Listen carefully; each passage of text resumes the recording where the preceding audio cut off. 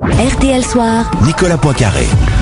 Le débat d'RTL Soir peut-être sent-il un peu la poudre. Faut-il interdire les spectacles de Dieudonné? Après Montpellier, après Besançon, où des représentations ont été annulées par les organisateurs, cette fois c'est par un arrêté municipal que le spectacle est interdit au Zénith d'Auvergne, à côté de Clermont-Ferrand. Conséquence de ce qui s'est passé le 26 décembre au Zénith de Paris, la montée sur scène de l'historien révisionniste Robert Forisson, qui s'est fait remettre un prix par un homme portant un pyjama de déporté, pyjama que Dieudonné avait qualifié d'habit de lumière. On en parle avec Alain Soral, bonsoir. Bonsoir. Vous êtes écrivain, membre du Front National, membre du comité central du Front National, ami de Dieudonné. Oui, et président d'une association qui s'appelle Égalité et Réconciliation, qui lutte contre les violences communautaires en France. Et je tiens à préciser que je ne suis pas le porte-parole du Front National et que mon avis n'engage que moi. D'accord. Et face à vous, Caroline Forest, dont l'avis n'engage qu'elle-même. Vous êtes essayiste, journaliste. Bonsoir. Alain Soral, donc la maire d'une commune de la banlieue de Clermont-Ferrand, a décidé aujourd'hui, par arrêté municipal, d'interdire le spectacle de Dieudonné. Vous réagissez comment ? Moi je me dis que si pour empêcher les gens d'aller voir Dieudonné, puisque ça fait 4 ans que les médias disent qu'il faut pas y aller et qu'il remplit des salles et qu'il a réussi à remplir le Zénith, c'est-à-dire 5000 personnes le lendemain de Noël, c'est que visiblement le terrorisme médiatico-moral ne marche pas. Quand on en est réduit maintenant à en appeler à la police, à la puissance d'État, etc. pour empêcher des gens d'aller écouter un comique, c'est que les choses vont mal, quoi. C'est que à mon avis la méthode est pas la bonne. Et à mon avis il y a un échec à ce point de vue-là, c'est-à-dire que les gens en ont marre qu'on les terrorise et qu'on leur dise ce qu'ils doivent écouter et pas écouter. Caroline Forest, est-ce que vous êtes pour l'interdiction des spectacles de Dieudonné? Non, bien sûr que non. Je suis pas pour l'interdiction des spectacles de Dieudonné. D'abord, c'est le plus beau cadeau qu'on puisse lui faire. Il en rêve la nuit. Enfin, son rêve est réalisé. Je crois que ça pose le même problème que les meetings du Front National. C'est-à-dire que, effectivement, il faut arriver à trouver une juste mesure entre critiquer, dénoncer et pouvoir avoir quand même le droit de donner son avis sans victimiser et diaboliser. En l'occurrence, la provocation de Dieudonné qui a fait donc acclamer Robert Forisson par 5000 spectateurs, dont beaucoup de militants d'extrême droite, elle était destinée à faire cette publicité, elle était destinée à pouvoir provoquer éventuellement des réactions excessives comme cette interdiction, pour pouvoir alimenter sa propagande qu'on commence à bien connaître, essayer de faire croire que c'est lui le martyr de la liberté d'expression, alors que tout simplement on doit pouvoir juste revendiquer le droit de dire qu'il y a un humour qui sert tout le monde quand il repousse les limites de la liberté d'expression, par exemple pour dénoncer le fanatisme, pour attaquer toutes les religions. C'est un humour qui fait du bien à tout le monde. Quand l'humour vire à quelque chose d'assez peu drôle, qui est l'incitation à la haine raciste, on a quand même le droit de dire en France que c'est pas drôle. Voilà. Alain Soral, vous y étiez au Zénith le 26 décembre? Je n'y étais pas car j'étais en famille au Pays Basque. Enfin, vous savez de quoi il s'agit, j'ai vu que sur votre site vous avez mis la vidéo. Oui, j'ai mis la vidéo. Alors, est-ce que c'était de l'humour, cette montée de Robert Forisson sur scène? Je n'ai absolument aucune légitimité pour pouvoir prétendre avoir été touché ou pas touché parce qu'il y ait un acte éminemment subversif. Je pense que la personne qui est la mieux à même de juger, parce que ça la touche dans son expérience personnelle, c'est monsieur Klarsfeld, qui représente les déportés. Il a dit qu'il ne voyait pas matière à attaquer en justice. Donc en France, on est en état de droit. Et puis il y a aussi des sensibilités qui sont représentées par des gens qui sont légitimes et mandatés. Monsieur Klarsfeld a dit qu'il n'attaquerait pas et qu'il n'y avait pas matière à attaquer. Donc dès lors, ça, après, mon avis n'a aucune importance. Ce que je remarque, c'est que on est là dans ce qu'on appelle le blasphème, c'est-à-dire on touche à ce que des gens décident, dans leur sensibilité même, pensent être inattaquables, intouchables, blasphématoires.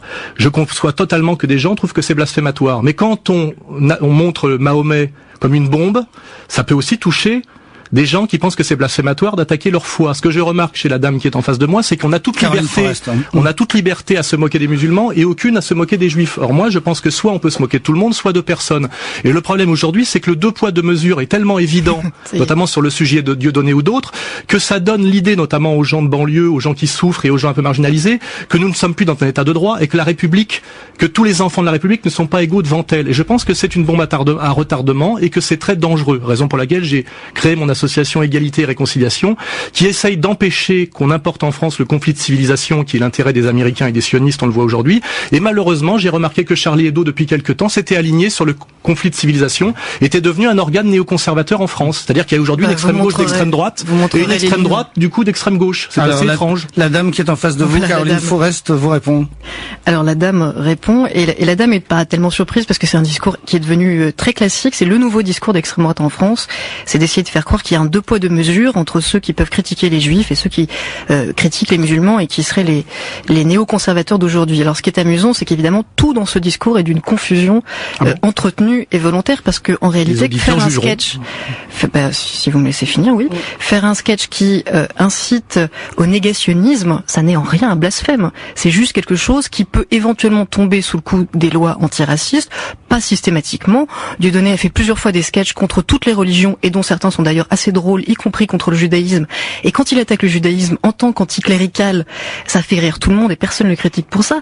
Quand simplement il dérape et qu'il fait des sketchs qui sont racistes et non plus anti-religieux, là oui, ça tombe sous le coup des lois antiracistes et c'est plus drôle. Et pour la comparaison avec les caricatures de Mahomet, excusez-moi, je finis juste, la comparaison des caricatures de Mahomet, c'est que justement là, par contre, on est typiquement face à des gens qui nous ont traînés en justice en essayant de faire croire qu'on avait fait du racisme alors qu'on s'était contenté d'exercer notre droit au blasphème. Contre Mahomet, vous, c'est Charlie Hebdo, contre Mahomet, contre toutes les religions. D'accord. Mais comment a commencé l'histoire Dieudonné? Il a fait un sketch chez Olivier Fogiel contre un colon extrémiste religieux israélien.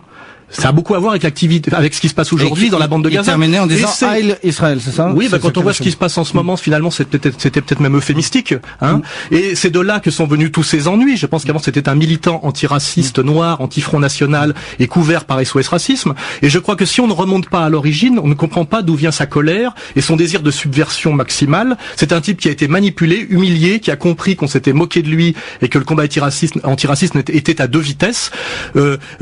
Si vous êtes cohérente avec ce que vous dites, il n'aurait jamais dû être interdit de CSA et banni des médias pour le sketch qu'il avait fait contre... Bien sûr que si. Il a été interdit de médias par le CSA. Il a gagné 30 procès et malgré tout, il a été menacé physiquement. On a fait fermer ses spectacles en menaçant d'agresser les caissières, notamment, si vous vous en rappelez, à l'Olympia. Il a été agressé plusieurs fois par des commandos d'extrême droite israéliens, LDJ, etc. Ça a été revendiqué sur Internet. Donc le problème, c'est que comment tout ça a-t-il commencé et jusqu'où ça ira dans la bêtise? Voilà, moi je dis halte au feu. Et je dis malheureusement, je pense être plus dans la catégorie des gens qui essayent d'apaiser, de ne pas introduire en France le conflit de civilisation et les haines communautaires. Et malheureusement, je me demande si la personne en face de moi comprend bien ce qu'elle fait, ou si elle est instrumentalisée. Comme disait Balzac, des fois c'est les deux. Il disait moitié crétin, moitié canaille. C'est visiblement un peu difficile à comprendre pour un militant du Front National qu'on puisse être à la fois anti-intégriste et antiraciste. Pourtant, c'est effectivement la ligne que je défends. Et ce qui me surprend pas dans votre discours, parce que je le connais un peu par cœur, c'est cette volonté, encore une fois, d'entretenir l'amalgame entre d'abord ce qui se passe avec le conflit au Proche-Orient et ce qui se passe en France. En fait, votre vraie cible, c'est les lois antiracistes. Vous les vomissez depuis des années, vous êtes en guerre contre elles. Moi, je suis militante antiraciste. Jamais écrit une ligne là-dessus, d'ailleurs. Jamais écrit une ligne là-dessus. Moi, je suis militante antiraciste. Moi, j'ai lu vos livres, ceux où vous regrettez la colonisation, le bon temps de l'Algérie française, ceux où vous parlez du viol. Ah oui, jusqu'où va-t-on descendre? Si les gens veulent lire mes livres, il y a Jusqu'où va-t-on descendre qui vient de sortir en poche. C'est une compilation de 2 tomes d'abécédaire. Donc je dis aux gens, lisez-les. Si vous me laissez juste finir, Alain Soral, je vous reconnais un grand œcuménisme, c'est que votre haine va indistinctement envers les homosexuels, envers les féministes, envers les maghrébins. Vous avez changé de bord. C'est votre bêtise qui vous fait analyser ça comme ça. Comme une partie de l'extrême droite française. Je suis sur la même ligne que Jean-Claude Michéa, que Emmanuel Todd, que Feu Philippe Muret, et les gens intelligents comprennent très bien ce que je fais et ce que je veux dire. Comme une partie de l'extrême droite française, pardon, il y a juste un clivage en ce moment. Il y a une partie de l'extrême droite française qui décide qu'elle déteste plus les Arabes que les Juifs. Et donc, elle utilise aujourd'hui un discours qu'on peut là, pour le coup, qualifier de néoconservateur, de conflit des civilisations, clairement anti-islam et anti-musulman. Comme à Charlie Hebdo. Il y a une extrême, non, exactement à l'inverse de Charlie Hebdo. Exactement à l'inverse de Charlie Hebdo. D'ailleurs, est invité bientôt, maintenant au Congrès. Et il y a une extrême droite qui décide qu'elle déteste plus les Juifs que les Arabes et qui donc se sent solidaire de mouvements, y compris fascistes, comme votre ami Kémy Séba, qui lui casse la gueule en pleine rue aux blogueurs qui ne sont pas d'accord avec lui. C'est l'ami de Dieudonné, en tout cas. Je voudrais qu'on en revienne à Dieudonné. Je vous ai posé cette question sur le sketch, donc l'homme en pyjama rayé avec une étoile jaune qui vient remettre un prix à Robert Forisson. Vous m'avez dit, pour moi, il n'y a pas matière à plainte puisque... Non, j'ai dit que Serge Kalfeld, qui lui peut parler de ça parce que ça le touche dans son expérience et sa souffrance. Moi, je pars du principe... Ça, vous l'avez dit, ma question, si je peux la poser, ma question, c'est est-ce que vous l'avez trouvé drôle? Juif pour savoir si c'est drôle ou pas. Est-ce que vous l'avez trouvé drôle? Je refuse de me poser la question. Mon avis n'a aucune importance, car effectivement, je ne peux pas comprendre ce que c'est que la souffrance et la sensibilité de quelqu'un qui a vécu la déportation ou la colonisation. C'est quoi cette vision communiste communautaire de la souffrance, Alain Soral. Vous êtes un humain, vous avez un avis. Vous pouvez me laisser parler, ça sert à rien, on n'entend pas ce que vous dites. Je ne suis pas légitime pour critiquer ça, et je n'aurai pas l'arrogance, comme disait Jean-Paul Sartre, je suis un homme fait de tous les hommes. Je suis un petit bourgeois français issu de la banlieue parisienne, et je ne peux pas juger de ça, et je refuse de le faire. Donc vous n'avez pas d'avis sur ce qui s'est passé aux Zénith de Paris? Je refuse d'en avoir un. Voilà. Caroline Forest, vous en avez un? C'est pas facile de dialoguer avec quelqu'un qui refuse de dire ce qu'il pense au nom de la liberté d'expression, tout en voulant se faire passer je ne suis pas pour un légitime pour en parler, je l'admets. Des médias qui ne l'écoutent pas assez. Je ne parle pas au nom des Arabes, je ne parle pas au nom des Juifs, je ne parle pas au nom des ouvriers. Non, ce qui est un peu votre spécialité, c'est de parler à peu près au nom de tout le monde, alors qu'on vous a rien moi, je suis universaliste, Alain Soral. Je parle simplement en tant que citoyenne. Oui, mais on peut pas détester tout le monde comme vous. Je ne déteste personne, moi, justement. Mon mouvement s'appelle Égalité et Réconciliation. Donc, effectivement, je parle d'égalité et de réconciliation. Tout le monde peut s'appeler par tous les noms. Moi, j'ai lu vos livres, contrairement à peut-être pas mal d'éditeurs qui vous découvrent. J'invite les auditeurs à les lire en conscience. Voilà. Laissez-moi finir, si vous voulez un tout petit peu avoir des débats avec des gens, faut aussi les écouter. Moi, je suis pas du tout surpris. Je profite du peu de temps de parole qu'on me donne, qui est très rare, pour exprimer ce que j'ai à dire, et je parle aux auditeurs. Je ne vous parle pas à vous, je sais qui vous êtes, pour qui vous travaillez. Mais je préfère travailler pour Charlie Hebdo que pour le Front National. Non, moi qui viens de l'extrême gauche, soi-disant comme vous, je trouve beaucoup moins déshonorant aujourd'hui d'être au Front National que de travailler à Charlie Hebdo. Dernière question, est-ce qu'il va le refaire sur scène, ce sketch? Demandez-lui. Moi, je n'étais pas au courant. Je pense d'ailleurs que personne n'était au courant de cette faute de goût volontaire qu'il a commise, et que je comparais plutôt à ce que fait Jeff Koons quand il met un homard en plastique rouge à Versailles. Vous voyez, dans une logique de transgression. Il me semblait qu'en 68 il était interdit d'interdire. Vous voyez, donc je pense qu'on est plutôt. Je pense que le contenu révisionniste n'est pas le débat. Il y en avait pas. C'était vous m'avez interdit de fréquenter Le Pen. Je refuse d'obéir à vos injonctions car vous m'avez trahi et manipulé. J'invite qui je veux et je peux faire encore pire que Le Pen. Et donc il allait chercher ce qui pouvait faire pire que Le Pen. La preuve, c'est que Le Pen a dit j'ai été un peu choqué. Voilà. Donc moi je comprends la dialectique de colère et de subversion de Dieudonné.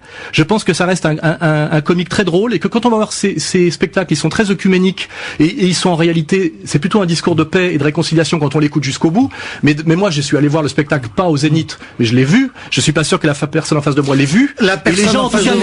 Les gens aiment bien ce que fait Dieudonné, puisque ces spectacles sont pleins et qu'on est obligé aujourd'hui de recourir à la police d'État pour que les gens n'y aillent pas. Ce n'est pas vide. La personne en face de vous, on lui laisse le dernier mot, s'il vous plaît. Moi, je propose que Dieudonné, juste parce que j'ai pas eu le temps de beaucoup parler, mais je propose que Dieudonné aille plus loin. Je suis ni pour l'interdire, ni même pour qu'on lui fasse un procès pour sa piteuse performance. Moi, je crois qu'il devrait faire le Stade de France et aller beaucoup plus loin dans la provocation. Par exemple, il pourrait mimer un esclave noir qui serait sodomisé par un membre du Ku Klux Klan, et je crois que vous êtes tout désigné en tant que représentant des Gaulois revendiqués pour le représenter.